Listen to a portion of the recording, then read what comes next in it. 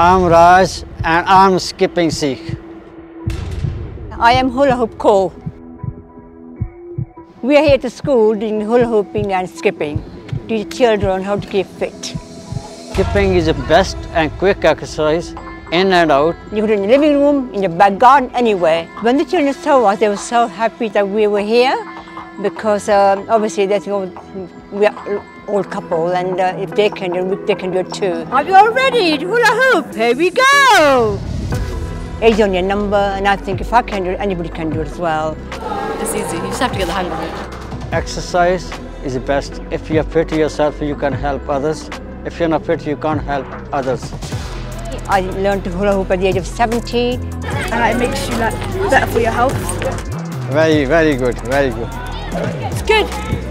It's good for me. Remember, 1 minute skipping, 15 to 20-second rest.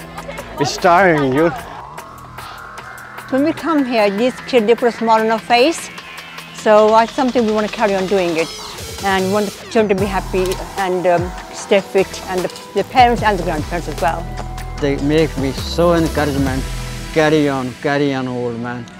Carry on the best you can.